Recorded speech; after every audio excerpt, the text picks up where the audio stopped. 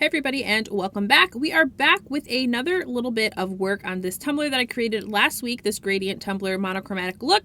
We're going to go ahead and rhinestone the name Mama on this. So of course, everything will be listed and linked down below. Let's go ahead and get started.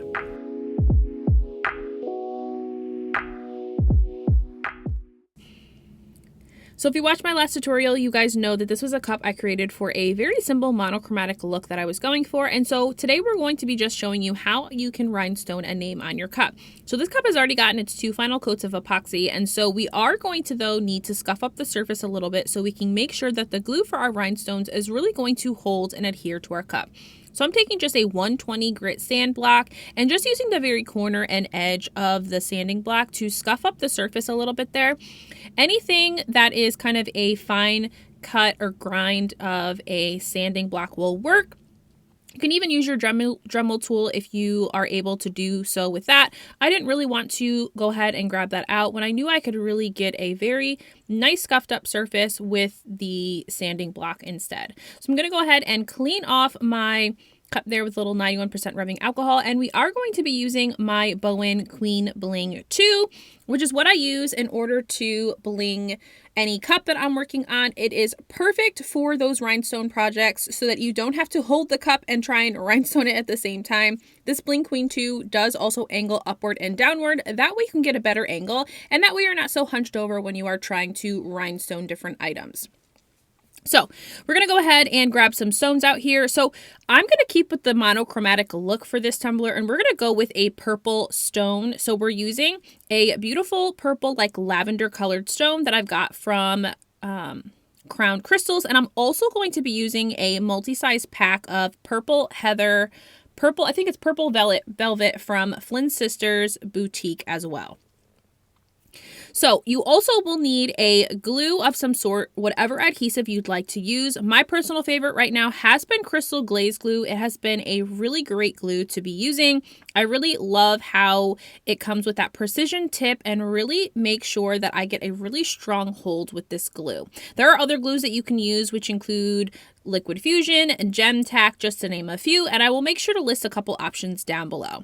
So in the little rhinestone tray I have here is I have those lavender colored glass stones that I told you about that I got from Crown Crystals, and the first thing that I like to do is I like to just take my wax pencil and just apply the stone before I've applied glue to really determine what size stone I want to go here. So I have multiple sizes in that container of my heather or purple lavender stones. I have 3, 4, and 5 millimeter size stones.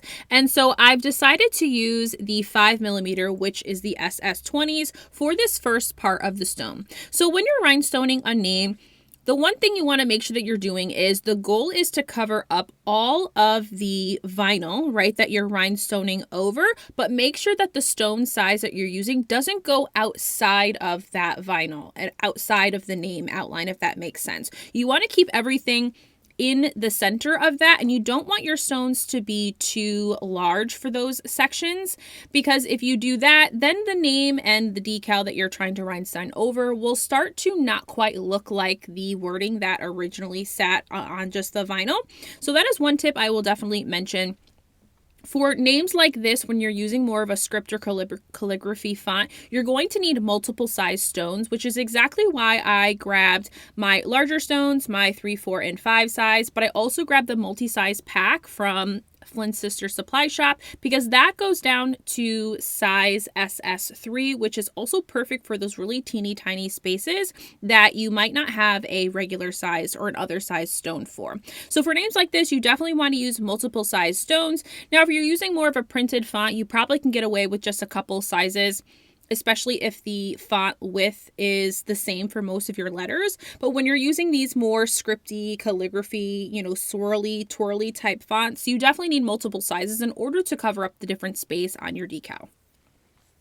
So I'm going to continue to show you kind of how I'm placing. And for this part, I'm going between my SS20s and my, so basically my 4 millimeter and my 5 millimeter stones are the ones that I'm gravitating towards right now for the first part of this M. As we get into kind of the first hump of the M, I know that my SS 20 is not going to be big enough to cover up the fattest part of my letter M. So I'm going to go ahead and dig out some of my stones from Flynn Sister Supply Shop. We're using the second to last largest stone there, which is just under my 3mm stones that I had in my other pack here. So I am using kind of closer to the larger size of this, and I'll list the sizes and what come in those multi-size pack. For whatever reason, I can't think of it off the top of my head, but they get really teeny tiny and small. And so that's perfect for when I'm getting to this larger part of the M, because I don't have an SS30, which is the largest size stone that typically you'll see vendors sell. Because I don't have that, I need to be able to fill some of that extra space with smaller stones in order to cover up all of the white vinyl that's exposed and not go over the line or edges of that. So in this section here, you're going to see that I am doing almost like a scattered pattern look, but I'm using two sizes of stones. So I have stones like right next to each other and almost like a laddered pattern look in order to cover up this section of the M here. So depending on the type of font that you're using, you are definitely going to be using a lot of different sizes, and it's perfectly fine and okay. As you might see me go through, I might place a stone and think that that's the right size, and then I decide that that's not exactly the look that I'm going for, or maybe it looks a little too wide, or maybe it's too small of a stone, but I can't fit another small stone next to it, and then I'll just remove that stone while it's still wet and replace it with the proper sized stone. You also want to make sure that when you're rhinestoning a name or doing something very simple like this, that you're moving in small sections.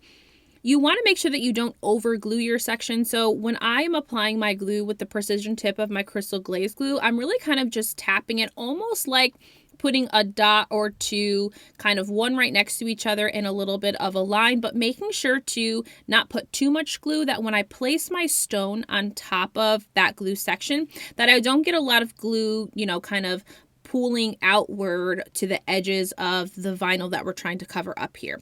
So I hope that that makes sense. Really, rhinestoning a name can be really simple and easy. I know that sometimes people get a little bit, you know, overwhelmed and frustrated when it comes to this, but this is actually how I started. So instead of committing to doing such a very large project like an entire cup, I actually chose to do something much simpler, which was starting with keychains, which always is super simple. As you guys know, I love the scattered pattern method when it comes to rhinestoning. But the next step from going to keychains was to try just rhinestoning a simple name on a tumbler, which made it so much easier before I was able to kind of commit to doing a full rhinestone tumbler. So the other part of this is that if you don't like it, before your glue dries, you can easily scrape that part off. You can sand down where you've applied your glue, and then you could just re-epoxy over it if it turns out you don't really care for the name. If you need to remove the stones after they've already dried, obviously at that point you will have to go into kind of stripping your cup and starting over. But if you kind of look at it after you're done and don't like it, at that point with this glue, especially with crystal glaze, it takes a full 24 hours for this to dry completely, although they will be pretty stuck within a couple hours or so, but you still would be able to get something like a craft knife or something under those stones to remove them if you weren't satisfied and decided to forego the rhinestoning portion. So as we get to the finer and skinnier part of this M, you're going to see me switch to mostly the smaller stones. And that's because the stones that I have in my larger container of stones, the 3, 4, and 5mm stones, aren't going to be small enough, and so I gravitate towards these neck size smaller stones in order to make sure that I can cover up that vinyl and that it doesn't go over top. So I hope that really was helpful in explaining to you the best way to rhinestone a name. I feel like you're going to get a lot more from just watching me rhinestone than versus me kind of explaining it, but it is something that's a lot of trial and error. A lot of times I place stones down and then I end up removing them. Sometimes we'll start with larger stones and then decide I don't like that look and then commit to just smaller stones. But what I would definitely say is make sure you have a great glue, a great rhinestone picker, and that you have multiple sizes of stones, and I promise you'll be able to rhinestone any name on any cup that you choose to do. So that is kind of it. I know this was kind of short and sweet, but let's go ahead and take a look at the final result of this cup design. So again, don't be fearful of using rhinestones when it comes to simple projects like this. I feel like it's a great way to just get started in rhinestoning, and I hope that this video helped you maybe feel a little bit more confident on taking a stab at trying rhinestones. So that is it for today's video. If you enjoyed today's video, give this video a huge thumbs up and subscribe to my channel, and I will see you guys again in the next one. Bye!